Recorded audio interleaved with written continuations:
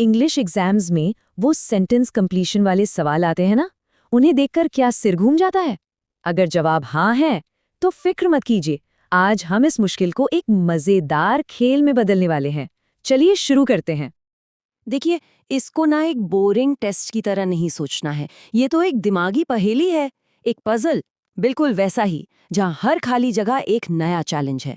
और मजे की बात यह है कि इसे सुलझाने का हुनर कोई भी, जी हाँ, कोई भी सीख सकता है।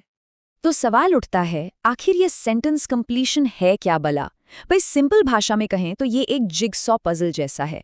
आपको एक अधूरा वाक्य मिलता है और आपका काम है सही शब्द वाला टुकड़ा ढूंढकर उस खाली जगह में फिट कर देना, ताकि पूरी पिक्चर मतलब पूरा सेंटेंस एकदम परफेक्ट लगे। अब देखिए, कोई भी पहेली सुलझाने के लिए कुछ टूल्स तो चाहिए होते हैं ना। तो पेश है आपका अपना खास टूल किट। जी हाँ, ये वो टूल किट है जो किसी भी सेंटेंस कंप्लीशन के सवाल को चुटकियों में हल कर देगा। बस ये 4 सूत्र समझ लीजिए और फिर देखिए, कोई भी सवाल डरा नहीं पाएगा। तो चलें, खोलते हैं अपना टूल किट और देखते हैं इसमें क्या क्या है। पहला टूल या कहिए पहला सूत्र है, कॉन्टेक्स्ट को समझिए, मतलब वाक्य का असल मतलब क्या है। दूसरा, ग्रामर पर अपनी पकड़ मजबूत कीजिए, टेंस और रूल्स पर पूरा फोकस।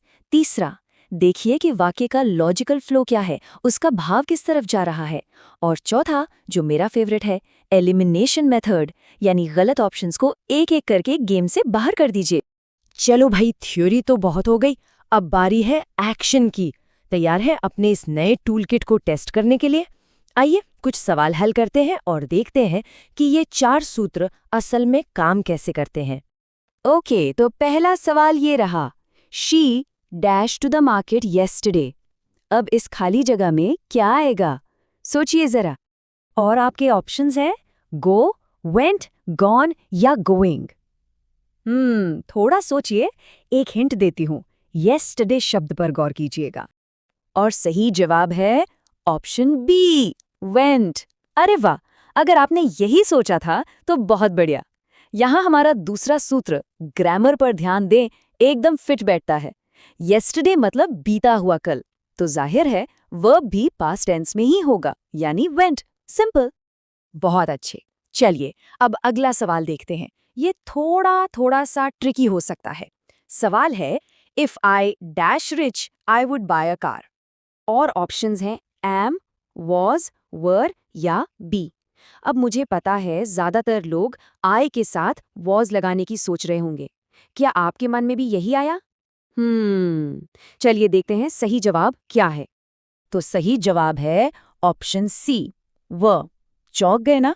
देखिए, ये ग्रामर का एक बहुत ही मजेदार नियम है। जब भी हम कोई काल्पनिक बात करते हैं, मतलब ऐसी बात जो सच नहीं है, जैसे अगर मैं अमीर होता, तो आई के साथ वॉज नहीं बल्कि वर लगता है। इसे कहते हैं हाइपोथेटिकल सिचुएशन। याद रखिएगा। चलिए एक और सवाल देखते हैं। इसमें भी अक्सर लोग गलती कर बैठते हैं। सेंटेंस है, he is afraid blank dogs. आपके ऑप्शंस हैं फ्रॉम, ऑफ, विथ और ऑन। सोचिए कौन सा प्रपोजिशन यहाँ पर सही बैठेगा। ये बहुत कॉमन है। और इसका सही जवाब है ऑप्शन बी, ऑफ। अब आप पूछेंगे क्यों? क्योंकि इंग्लिश में ना कुछ शब्दों की पक्की वाली दोस्ती होती है। अफ्रेड की दोस्ती ऑफ के साथ है, तो ये हमेशा साथ आते हैं। अफ्रेड ऑफ, इसे फिक्स्ड फ्रेज कहते हैं, तो इसको बस याद कर लीजिए। बहुत बढ़िया जा रहे हैं। अब आते हैं सवाल नंबर 4 पर। The sun dash in the east. अरे ये तो हम सबको पता है ना? और ऑप्शंस हैं राइज, राइजेस, राइजिंग या रोज। इसका जवाब तो फौरन आ जाना चाहिए। क्या कहते हैं? बिल्कुल सही जवाब है बी, राइजेस। यहाँ हमारा पहला सूत्र कॉन्टेक्स्ट समझिए, काम आया। सूरज का पूरब से उगना एक यूनिवर्सल ट्रूथ है, एक सार्वभौमिक सत्य। और ऐसी बातें हमेशा हमेशा सिंपल प्रेजेंट टेंस में ही कही जाती हैं। देखा आपने, कॉन्टेक्स्ट समझना कितना जरूरी है। चलिए अब आज की प्रैक्टिस का आखिरी सवाल, ध्यान से सुनिएगा। She has been working here dash 2015। और ऑप्शंस हैं फॉर, सिंस, फ्रॉम या बाय। हाँ, यहाँ फॉर और सिंस में अक्सर कंफ्यूजन होता है। क्या लगता है यहाँ क्या आएगा? और सही जवाब है ऑप्शन बी, सिंस। अब इसका एक सिंपल सा नियम याद रखिए। सिंस का इस्तेमाल होता है एक फिक्स्ड पॉइंट ऑफ टाइम के लिए, मतलब जब हमें पता हो कि काम कब शुरू हुआ, जैसे 2015 से या सोमवार से। और फॉर का इस्तेमाल होता है समय की अवधि के लिए, जैसे 5 साल के लिए या 2 घंटे के लिए। क्लियर है? तो देखा, हर सवाल चाहे वो आसान था या थोड़ा मुश्किल, हमारे उस टूल किट ने कितनी आसानी से उसे सॉल्व कर दिया। तो चलिए जाने से पहले एक बार फिर से उन 4 पावरफुल सूत्रों को याद कर लेते हैं जो आज की हमारी मेन लर्निंग्स हैं। बस ये 4 बातें हमेशा ध्यान में रखनी है। पहला, वाक्य का कॉन्टेक्स्ट पकड़ना। दूसरा, ग्रामर के रूल्स को सही से लगाना। तीसरा, लॉजिकल फ्लो को पहचानना। और चौथा, एलिमिनेशन मेथड से गलत जवाबों को हटाते जाना।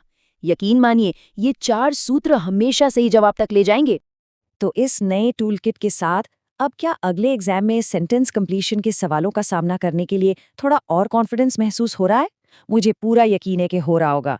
बस प्रैक्टिस करते रहिए और आप बहुत जल्द इसमें माहिर हो जाएंगे।